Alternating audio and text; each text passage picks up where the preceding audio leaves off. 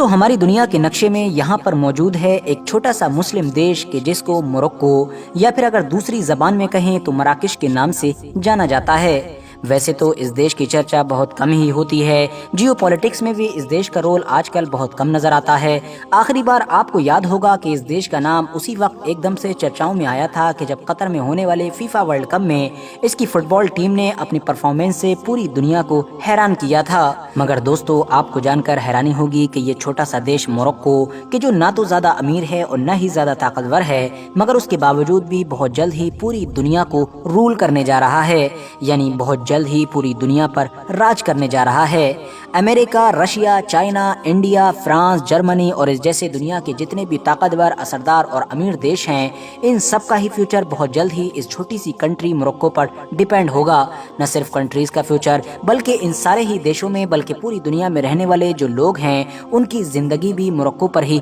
Depend हो जाएगी। ऐसा मैं नहीं कह रहा बल्कि ये भविष्यवाणी दुनिया के एक्सपर्ट्स की तरफ से की जा रही है। मगर अब सवाल यही है कि आखिर इस छोटे से देश के पास है क्या चीज? आखिर इसको अचानक से कुदरत का वो कौन सा खजाना मिल गया है कि जिसकी वजह से न सिर्फ दुनिया भर के लोगों की जिंदगी इस पर डिपेंड हो गई है बल्कि दुनिया की सुपर पावर्स की नजरें भी इस देश की तरफ घूम चुकी हैं। तो चलिए आज की इस छोटी सी वीडियो में हम अपने इन्हीं सारे सवालों के जवाब जानने की कोशिश करते हैं। RH नेटवर्क के नॉलेजेबल फ्रेंड, सबसे पहले तो आप लोग इस चमगादड़ से मिलिए। वैसे तो चमगादड़ का नाम सुनते ही बहुत सारे लोग डरने लगते हैं क्योंकि इसको न सिर्फ अभी 2-3 साल पहले ही दुनिया में फैलने वाली एक खतरनाक बीमारी कोरोना का जिम्मेदार माना जाता है, बल्कि कोरोना से पहले भी हमारी दुनिया में ऐसी बहुत सारी बीमारियां आई हैं कि जिसका नाम चमगादड़ के साथ जोड़ा गया है। मगर आपको जानकर हैरानी होगी कि वो भी चमगादड़ ही है कि जिसकी वजह से सिर्फ पिछले 100 सालों के अंदर हमारी दुनिया की आबादी 2 या फिर 3 नहीं बल्कि पूरे 4 गुना बढ़ चुकी है।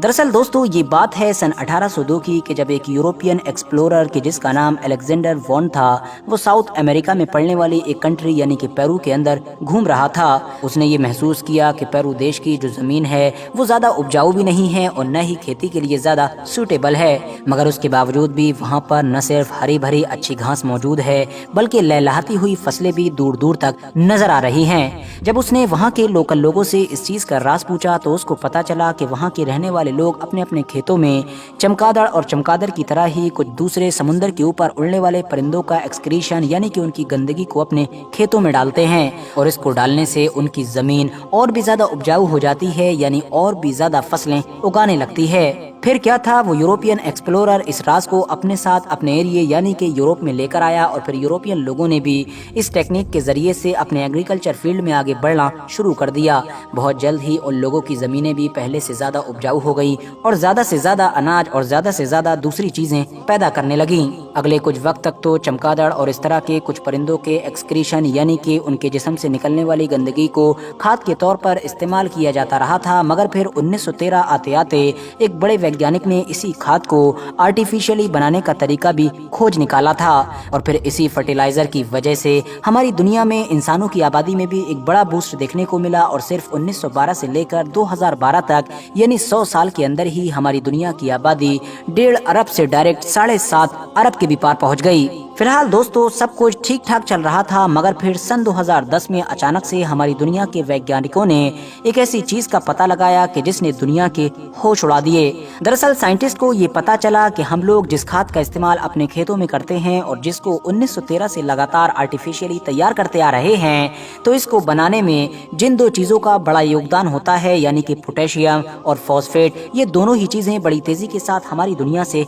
खत्म होती जा रही हैं। पोटेशियम तो शायद अगले 100 साल तक भी हमारी इस दुनिया में बाकी रहेगी, मगर जो फॉस्फेट है वो तो शायद अगले 50 सालों में ही हमारी इस दुनिया से खत्म हो जाएगी। यही वजह थी कि ये रिपोर्ट आते ही दुनिया की वो सारी कंट्रीज कि जिनके पास फॉस्फेट मौजूद है यानी जिनकी जमीन में ये चीज पाई जाती है वो फौरन अलर्ट हो गई थी और उन्होंने इसको बचाने के लिए तरह तरह के कानून बनाना और उनको लागू करना भी शुरू कर दिया था। आपको जानकर हैरानी होगी कि इन्हीं सारी रिपोर्ट्स और इन्हीं सारे कानूनों का ही नतीजा था कि सिर्फ 2020 से लेकर 2021 के बीच में फॉस्फेट के जो प्राइस हैं उनमें 80% का उछाल आया था। सितंबर सन 2021 में तो चाइना जैसे देश ने भी अपने देश में जितना भी फॉस्फेट मौजूद है उसको बाहर एक्सपोर्ट करने पर बैन लगा दिया है, क्योंकि चाइना को डर है कि कहीं ऐसा ना हो कि फॉस्फेट खत्म हो जाए और फिर खाद ना बन सके, जिसकी वजह से आने वाले दिनों में उसके खुद के लोगों के लिए ही फूड यानी कि अनाज की शॉर्टेज हो जाए और लोग भूख से ही मरने लगें। मगर दोस्तों, अब यहाँ पर गौर करने वाली बात ये है कि चाइना एक ऐसी कंट्री है कि जिसके पास दुनिया के दूसरे सबसे ज्यादा फॉस्फेट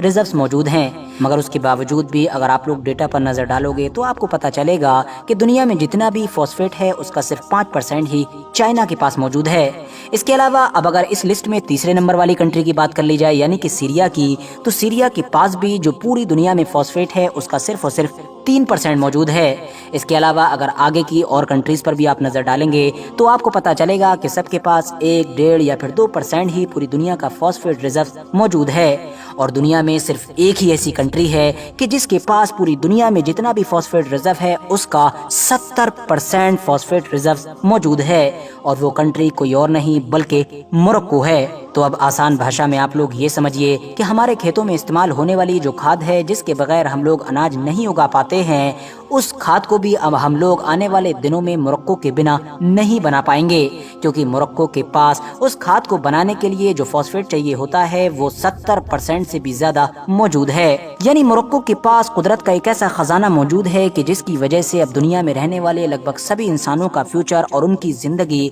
अब मोरक्को के ऊपर डिपेंड हो चुकी है। किस देश के लोग अपने खेतों में फर्टिलाइजर यानी कि खाद का इस्तेमाल कर सकेंगे और किस देश के लोग नहीं कर सकेंगे, ये सब कुछ आने वाले दिनों में मोरक्को से ही कंट्रोल किया जाएगा। मगर एट द सेम टाइम हमको ये भी नहीं भूलना चाहिए कि हमारी दुनिया के पूरे इतिहास में सबसे ज्यादा लड़ाइयाँ खुराक यानी कि खाने की वजह से ही लड़ी गई हैं। जब जब किसी देश के हाथ कोई कीमती खजाना लगता है या फिर उसकी जमीन कुदरती तौर पर सोना चांदी हीरे मोती जैसी चीजें उगलना शुरू करती है तो ऑटोमेटिकली वो देश वॉर में भी फंस कर रह जाता है। मिसाल के तौर पर तेल को ही ले लीजिए, पिछले 100-150 सालों की सबसे बड़ी ताकत तेल को ही माना जाता है। मगर हमने देखा कि किस तरह से जिन जिन देशों की जमीन से तेल निकला उनमें से कुछ ही ऐसी कंट्रीज थीं जो अपने आप को जंगों से बचा सकीं, वरना उसको या तो खुद से ही जंग में कूदना पड़ा या फिर दुनिया के दूसरे ताकतवर देशों ने जानबूझकर उसके ऊपर जंग को मुसल्लत कर दिया। फिलहाल इस बात में तो कोई भी शक नहीं है कि मोरक्को आने वाले दौर में इंटरनेशनल पॉलिटिक्स में एक बड़ा किरदार अदा करने वाला है। मगर हाँ, इसकी वजह से अब नेगेटिव कॉन्सिक्वेंसेस क्या होंगे ये तो आने वाला वक्त ही बताएगा। आज की अपनी वीडियो को हम यहीं पर खत्म करते हैं।